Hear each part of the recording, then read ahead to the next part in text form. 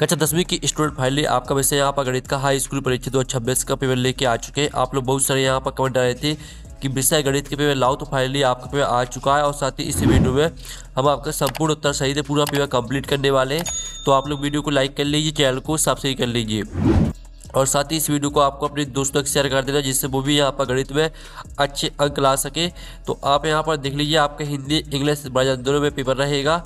Total question आपके 23 रहेंगे, marks 75 number का रहेगा, टाइम 3 घंटे रहने वाला है। और साथ ही आप यहाँ पर देख लीजिए, और ये आपका यहाँ पर स्टैंडर्ड और बेसिक दोनों स्टूडेंट के लिए है, दोनों स्टूडेंट को देखना है। ठीक है, आप यहाँ पर देख लीजिए, आपके निर्देश आते हैं, सही प्रश्न अनिवार्य, तो आप यहाँ पर निर्देश पढ़ लीजिएगा। अब चलिए, आपका जो यहाँ विषय गणित का पेपर है वो हम देख लेते हैं। तो आप लोग वीडियो को लाइक जरूर कर लीजिए, चैनल को भी सब्सक्राइब कर लीजिए। तो आपके आते सही विकल्प का चयन करके लिखिए, जो कि 6 नंबर के रहेंगे। तो पहला आता 96 और 404 का SCF होगा। तो आपका आता 120, बा आता 4 और सा आता आपका 10 और दा आता 3। तो 96 और 404 का जो SCF रहेगा वो आपका 4 रहेगा। ठीक है, फिर आपका दूसरा आता द्विघात बहुपद AX की घात 2 प्लस BX प्लस C के शून्यकों का योगफल होता है। तो आपका आ आता -B/A, बा आता B/A और सा आता C/A और दा आता -C/A। तो जो आपके यहाँ पर दिया गया द्विघात बहुपद AX की घात 2 प्लस BX प्लस C के शून्यकों का योगफल होता है, तो इसका आंसर आपका -B/A हो जाएगा। फिर तीसरा आता निम्नलिखित में से 2 चरों में रैखिक समीकरण है। तो आपको यहाँ पर 2 चरों में रैखिक समीकरण बताना है, तो इसका आंसर आपका दा हो जाएगा 5x प्लस 6y बराबर 7। फिर आपका चौथा आता समानता श्रेणी AP बराबर, ठीक है, AP 10, 7, 4 का 30वां पद आपको बताना है। तो आपका आता 97, बा आता 77 और सा आता -77 और दा आता -87। तो समानता श्रेणी 10, 7, 4 का जो 30वां पद रहेगा वो आपका यहाँ पर, ठीक है, -77 हो जाएगा। फिर आपका यहाँ पर देख लेते हैं चौथा, किसी बिंदु की y अक्ष से दूरी कहलाती है। तो आपका था कोटि, बा आता भुज और सा आता मूल बिंदु और दा आता इनमें से कोई नहीं। तो किसी बिंदु की y अक्ष से दूरी जो कहलाती है वो आपकी यहाँ पर भुज कहलाती है। फिर आपका 6वां आता वृत्त के किसी एक बिंदु पर कितनी स्पर्श रेखा हो सकती हैं। तो आपका आ आता 1, बा आता 2 और सा आता अनंत और दा आता 0। तो वृत्त की किसी एक बिंदु पर कितनी स्पर्श रेखाएं हो सकती हैं। तो इसका आंसर आपका यहाँ पर अनंत हो जाएगा। ठीक है, सॉरी, इसका आंसर आपका अनंत रहेगा। ठीक है, अब चलिए, आपके यहाँ पर इंग्लिश मीडियम के स्टूडेंट भी यहाँ पर देख लीजिए। ठीक है, तो यहाँ पर इंग्लिश मीडियम के स्टूडेंट भी देख सकते हैं। आप प्रश्न 2 आता रिक्त स्थानों की पूर्ति कीजिए, जो कि 6 नंबर के रहेंगे। तो पहला था एक द्विघात समीकरण AX की घात 2 प्लस BX प्लस C बराबर 0 में कोई वास्तविक मूल नहीं है, तो नहीं होते यदि D.0 हो। तो इसमें आपको छोटे बड़े का चिन्ह लगाना है। तो यहाँ पर D छोटा, ठीक है, 0 बड़ा है D से, इस तरह से आपको चिन्ह लगाना है। फिर आपका दूसरा था सभी वर्ग डॉट होते हैं। तो यहाँ पर सभी वर्ग आपके समरूप होते हैं। ठीक है, समरूप आपका इसका आंसर हो जाएगा। और फिर आपका तीसरा आता sine square theta plus cos square theta का मान डॉट होता है। तो sine square theta plus cos square theta का मान आपका 1 होता है। फिर चौथा आता किसी असंभव घटना की प्रायिकता डॉट होती है। तो किसी असंभव घटना की प्रायिकता आपकी 0 होती है। और जो आपके यहाँ पर दिया गया 5वां, त्रिज्या r वाले वृत्त के क्षेत्रफल का सूत्र डॉट डॉट है। तो त्रिज्या r वाले वृत्त के जो क्षेत्रफल का सूत्र रहेगा वो आपका πr² हो जाएगा। फिर आपका यहाँ पर देख लेते हैं, ठीक है, 6वां, माध्यिका माध्य बहुलक के बीच संबंध 3 गुणे माध्यिका बराबर बहुलक प्लस 2 माध्य। यहाँ पर माध्य आ जाएगा आपका। ठीक है, इस तरह से आपकी जो रेगिस्तान है वो कंप्लीट हो जाते हैं। आपने ध्यान से देख लिए होंगे। ठीक है, और साथ ही इस वीडियो को अपने दोस्तों को जरूर शेयर कर दीजिएगा। आप चलिए, यहाँ पर इंग्लिश मीडियम के स्टूडेंट भी देख लीजिए। ठीक है, अब चलिए, आपके यहाँ प्रश्न 3 आता है सत्य असत्य का चयन करके लिखिए, जो कि आपके 6 नंबर के रहने वाले हैं। तो आपको ध्यान से देखना और वीडियो को लाइक कर लीजिए, चैनल को सब्सक्राइब कर लीजिए। ठीक है, तो आप यहाँ पर देख लीजिए, आपके सत्य आते 6 नंबर के रहेंगे। पहला था प्रत्येक पूर्णांक एक परिमेय संख्या होती है। तो जो पहला रहेगा वो आपका सत्य हो जाएगा। और जो दूसरा आता है स्पर्श बिंदु से जाने वाली त्रिज्या स्पर्श रेखा पर लंब होती है, तो दूसरा भी सत्य रहेगा। और जो आपका तीसरा आता है क्षैतिज तल से ऊपर की ओर देखने पर दृष्टि रेखा क्षैतिज रेखा के साथ अवनमन कोण बनाती है, तो तीसरा आपका असत्य रहेगा। और चौथा आता शंकु का आयतन बेलन के आयतन का आधा होता है, तो चौथा आपका असत्य हो जाएगा। और पांचवा आता वृत्त के दो बिंदुओं पर प्रतिच्छेद करने वाली रेखा को छेदक रेखा कहते हैं, तो ये आपका बिल्कुल सत्य रहेगा। फिर आपका छठवां आता प्रायिकता का मान कभी भी एक से अधिक नहीं हो सकता, तो ये भी सत्य रहेगा। ठीक है, इस तरह से आपके जो सत्य है वो कंप्लीट हो जाते हैं। और यहाँ पर इंग्लिश मीडियम के स्टूडेंट भी देख लीजिए। ठीक है, इंग्लिश मीडियम के स्टूडेंट भी देख लीजिए। प्रश्न 4 आता सही जोड़ी बनाकर लिखी, जो कि 6 नंबर की आपकी रहेंगी। स्तंभ आ और बा में सही जोड़ी दी गई है। पहले थी साइन स्क्वायर ए प्लस कॉस स्क्वायर ए, तो इसको आपको 1 से मैच कर देना है। ठीक है, और जो आपकी दूसरी tan 90 डिग्री माइनस ए, तो इसको आपको कॉट ए से मैच कर देना है। ये आपकी दूसरी। और तीसरी आती 5 सेक स्क्वायर ए माइनस 5 tan स्क्वायर ए, तो इसको आपको 5 से मैच कर देना है। और घनाभ का आयतन, ठीक है, L into B into H, ये आपकी चौथी। और पाँचवीं थी वर्ग का क्षेत्रफल, तो वर्ग का क्षेत्रफल होता है भुजा स्क्वायर यानी ए स्क्वायर। ठीक है, आपकी यहाँ पर हो जाएगी 5वीं। और जो आपकी 6वीं थी पी प्लस पी का मान क्या होगा, तो पी प्लस पी का मान आपका 1 रहेगा। ये आपकी 6वीं। ठीक है, इस तरह से जो आपकी सही जोड़ी हैं वो कंप्लीट हो जाती हैं। और यहाँ पर इंग्लिश मीडियम के स्टूडेंट भी देख लीजिए।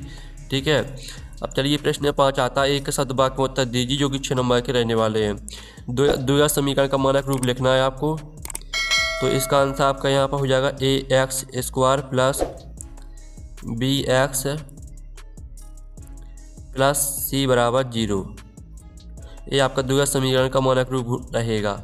फिर आपका तो उन्नयन कोण की परिभाषा लिखिए। तो ठीक है, उन्नयन कोण जब परीक्षक आपको हम यहाँ पर लिखित उत्तर दिखा देते हैं, तो आप यहाँ पर देख लीजिए, जब परीक्षक नीचे से ऊपर की वस्तु को देखता है तो दृष्टि रेखा और क्षैतिज रेखा के बीच का कोण को उन्नयन कोण कहते हैं। ठीक है, आपका दूसरे का आंसर रहेगा। तीसरा आता है वृत्त की छेदक रेखा किसे कहते हैं, तो वृत्त की छेदक रेखा वह रेखा जो वृत्त को दो भिन्न बिंदुओं पर प्रतिच्छेद करती है। ठीक है, छेदक रेखा कहलाती है आपकी वृत्त की छेदक रेखा। और चौथा आता गोले के आयतन का सूत्र लिखिए। तो गोले के आयतन का जो सूत्र होता है वो आप यहाँ पर देख लीजिए 4/3। ठीक है, पाई r की घात 3। और जो आपका यहाँ था 1 2 3 4 5 का समांतर माध्य क्या होगा, तो इसका समांतर माध्य 3 रहेगा। और 6 मात्रा निश्चित घटना की प्रायिकता कितनी होती है, तो निश्चित घटना की प्रायिकता आपकी 1 होती है। इस तरह से जो आपके एक शब्द वाक्य में उत्तर है वो कंप्लीट हो जाते हैं। और साथ ही यहाँ पे इंग्लिश मीडियम के स्टूडेंट भी देख लीजिए। अब प्रश्न 6 आता है, जो आपके ऑब्जेक्ट हैं वो कंप्लीट हो चुके हैं। ठीक है, अब प्रश्न 6 आता है 140 की आवाज़ गुणनखंडों के गुणनफल के रूप में व्यक्त कीजिए। तो चलिए देख लीजिए, आपका आंसर रहेगा 6वीं का 140 के गुणनखंड। ठीक है, तो इस तरह से आपको करने हैं। अब आपका यहाँ पर 6वीं का अथवा देख लेते हैं। आप लोग वीडियो को लाइक जरूर कर लीजिए, चैनल को भी सब्सक्राइब कर लीजिए। तो आपका अथवा आता है जिसमें आपको SCF 306 और 657 का आपको नोट दिया गया है। ठीक है, तो इसी का आपको LCM निकालना है।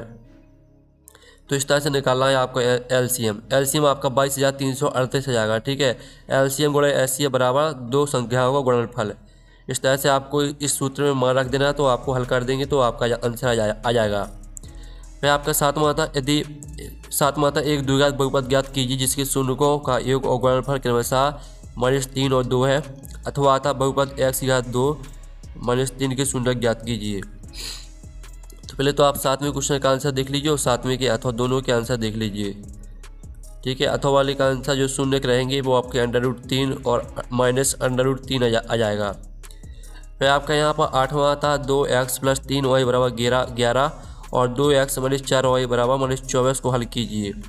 फिर अथवा आता 2 संख्याओं का अंतर 26 और एक संख्या दूसरी संख्या की 3 गुनी उन्हें ज्ञात कीजिए।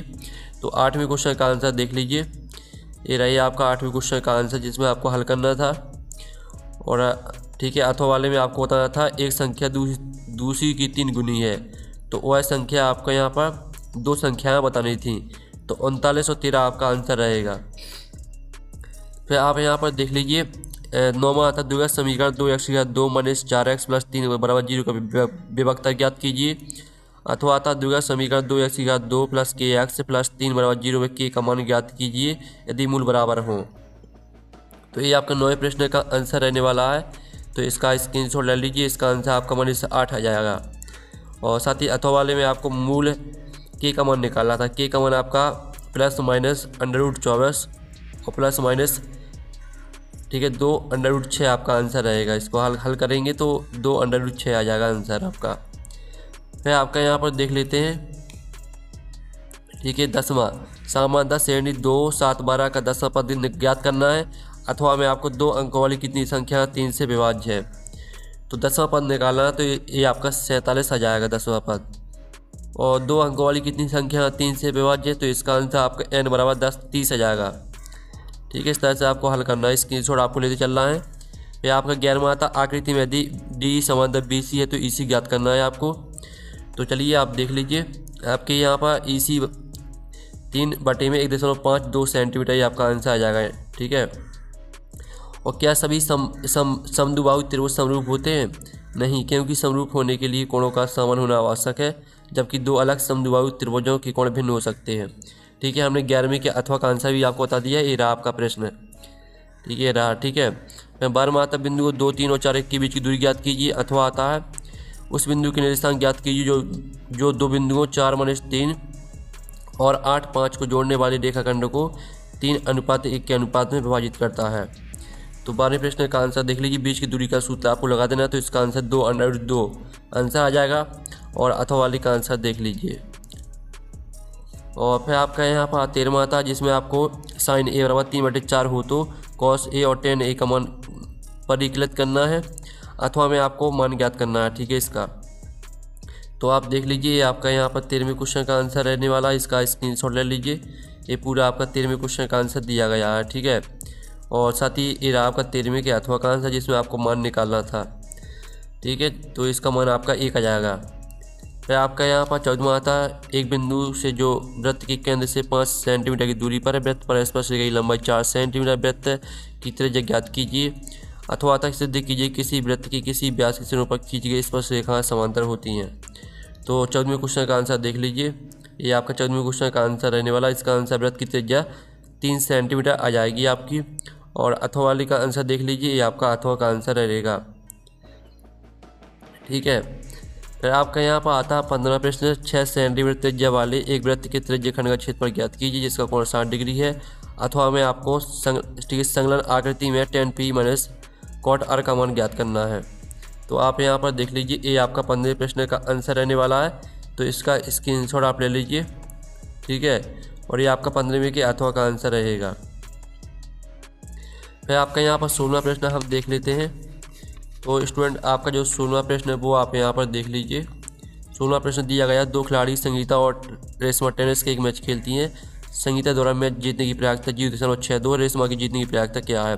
अथवा आता एक पासे को एक बार फेंका जाता है, एक आवाज संख्या प्राप्त करने की प्रायिकता ज्ञात कीजिए। तो हम 16वें प्रश्न का आंसर देख लेते हैं। तो ये आपका 16वें प्रश्न का आंसर रहेगा, जिसमें आपको, ठीक है, रेशमा की जीतने की प्रायिकता निकालनी थी, तो इसका आंसर 0.38 आ जाएगा। ठीक है, इस तरह से आपको हल करना है। और अथवा वाले का आंसर देख लीजिए, इसका आंसर आपका 1/2 आ जाएगी आपकी प्रायिकता। फिर आपका 17वां आता सिद्ध कीजिए कि √5 एक अपरिमेय संख्या है। अथवा आता दर्शाइए कि 3 + 2 √5 एक अपरिमेय संख्या है। तो चलिए आप देख लीजिए, आपका 17वें प्रश्न का आंसर रहेगा। इसका पूरा स्क्रीनशॉट आपको ले लेना है। ठीक है, स्क्रीनशॉट ले लीजिए, और ये आपका अथवा का आंसर रहेगा। ठीक है, दोनों के आंसर आपके यहाँ पर हो जाते हैं।